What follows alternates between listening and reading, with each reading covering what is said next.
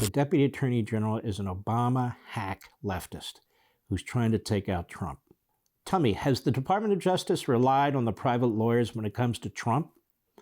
And that's the issue. That's what people are wondering. You said a SWAT team down there. Wow, but they were holding back documents, and they had these documents. Well, we don't know if they're holding back documents with the Biden crowd or not. We know he's held on to them since 2013. That's 9 years. This is very, very important to understand. Biden can't claim declassification because he was already out of office. Moreover, a vice president is not a president. President has certain powers the vice president does not have. So this is by Wills Robinson. Wills Robinson, wasn't he on, what was that show, Lost in Space? No, that's Will Robinson, I know. And Harriet Alexander for the Daily Mail. Donald Trump on Monday led the chorus of condemnation after it emerged that Joe Biden's think tank had been found to contain classified documents. The 10 files, are they files or documents? We still don't know. Were found in early November by Biden's lawyers and handed over. The Justice Department has now opened an investigation. What they're not mentioning is it was handed over and they contacted first not the National Archives, but the special counsel to the president in the White House. So they contacted Biden's government White House lawyer. Joe Biden was in Mexico City for a meeting with President Andres Manuel Lopez Obrador and refused to answer shouted questions as to how the documents ended up inside the offices. Do we have a clip of a question being asked from Biden? And he doesn't answer it, right? Let's take a look at that, ladies and gentlemen. Go. Agradecemos a los medios su...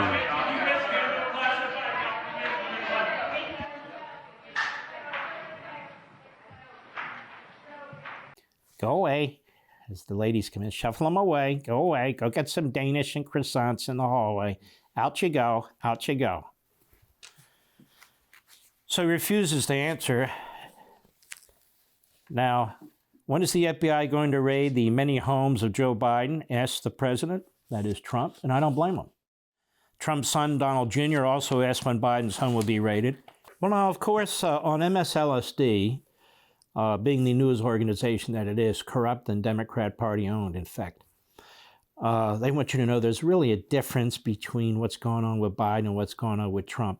The New York Times is reporting this tonight about the Biden documents. The documents, which date to Mr. Biden's time as vice president, were found by his personal lawyers on November 2nd when they were packing files at an office at the Penn Biden Center for Diplomacy and Global Engagement, according to the White House. Officials did not describe precisely how many documents were involved, what kind of information they included, or their level of classification. The White House said in a statement that the White House counsel's office notified the National Archives and Records Administration. So you have the CNN story I just read to you saying that the archives contacted the National Archives, and now you have the New York Times saying in this article that the contact was made to the White House counsel's office, which I originally heard, and then they made the contact with the National Archives. Go ahead. On the same day the documents were found in a locked closet, and that the agency retrieved them the next And it's morning. not clear that it wasn't a locked closet, but in any event, his private lawyer got access to the files. The file was not properly marked, and his private lawyer, I'm sure, is not cleared for SCIF-level intelligence clearance. Go ahead. Attorney General Merrick Garland has assigned the U.S. Attorney in Chicago, appointed by Donald Trump, John Lausch, to review the situation. Andrew Weissman and Neil Katyal are back with us, and joining us now is Bradley Moss, a national security attorney and former clerk for the National Security Archive. Bradley The Moss, National Security Archives, is a left-wing group. Then you have Weissman there, who's a complete pig. Go ahead. let me begin with you. Indications are that it's probably less than a dozen documents that the lawyers who... So now we're into numbers. It's less than a dozen documents. What if it's one document? Does that change it? No, it doesn't change it at all. Go ahead. Immediately contacted the White House counsel's office. The White House counsel's office immediately contacted the archives. The archives picked them up the next morning. Excuse me, immediately? That's fine. Those documents have sat in an unsecured location. It's not secured by government standards. In an unsecured location from 2013 to 2016. So they have sat there for 9 years. So don't give me this, they made an immediate contact BS. Somebody had to know they were sitting in there, right? Go ahead. And then Merrick Garland decided to have a Trump-appointed prosecutor review the situation. Well, he asks those tough questions, doesn't he, of the leftists? What do you think? Go ahead. What do you make of what we know so far? Yeah, Lawrence. So the number of documents isn't really what stands out to me because, candidly, any document with classification markings not in a proper location is a bad. Okay, he gets a +1 there. Go ahead. Been there. But what's different here, and why I'm telling everyone to slow down with these comparisons to Mar-a-Lago and to what Donald Trump is facing, is the absence of any obstructive or concealment efforts. Joe Biden's team, his lawyers, did exactly what you do in this situation. You call up the National Archives, you forward it to them. They didn't call the National Archives. They called the White House lawyers, but that's okay. Go ahead. Pick it up immediately. That's what they did. The Justice Department is playing this very properly, recognizing the political sensitivities. They're having the U.S. Attorney, in Chicago take a look at it. That's fine. This has no relation, no similarity to what Donald Trump did, playing games out in Mar-a-Lago, concealing things, having lawyers. All right, let's stop a second. I told you this is exactly what they would do. And I think this is what Merrick Garland would do.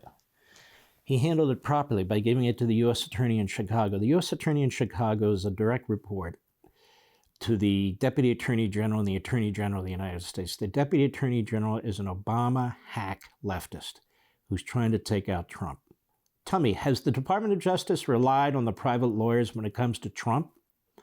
And that's the issue. That's what people are wondering. He said a SWAT team down there. Wow, but they were holding back documents and they had these documents. Well, we don't know if they're holding back documents with the Biden crowd or not. We know he's held on to them since 2013. That's 9 years, going on 10. This needs to be investigated, but this does not appear to be anything like Donald Trump did. Andrew Weissman, your reaction. I agree. So a number of first principles are important.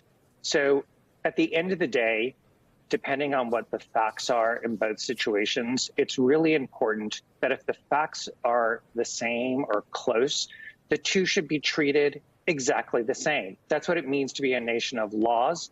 Whether you like one person or dislike another person is irrelevant in terms of how you treat them under the law. But I agree with Bradley in terms of what we know so far. I'd say a huge fundamental difference, in addition to what Bradley talked about, is intent.